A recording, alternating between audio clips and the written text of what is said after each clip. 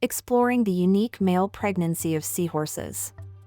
The seahorse is a fascinating marine creature known for its unique reproductive process. Unlike most species, in seahorses, the males are the ones who give birth.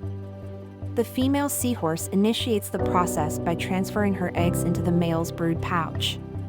This pouch is located on the male's abdomen and serves as a protective environment for the developing eggs. Within the brood pouch, the male fertilizes the eggs using his sperm. This creates a secure space where the eggs can develop safely. The brood pouch functions similarly to a uterus in mammals, providing necessary nutrients and oxygen to the developing embryos. This ensures that the young seahorses have the best start in life.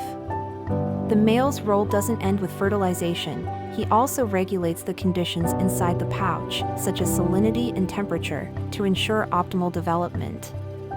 As the embryos grow, the pouch expands, accommodating their increasing size. This stage of development can last anywhere from 2 weeks to several months, depending on the species. When the embryos are fully developed, the male goes through contractions to expel the young seahorses from the pouch.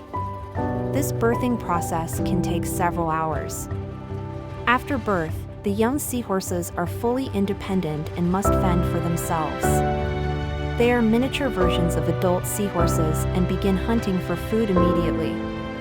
This unique reproductive strategy helps ensure the survival of the species, as it allows the female to produce more eggs while the male cares for the current brood.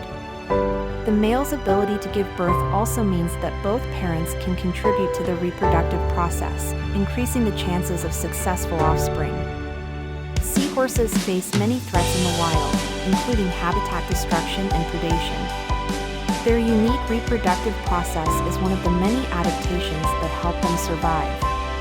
Understanding and protecting seahorses and their habitats is crucial for preserving these extraordinary creatures for future generations to admire.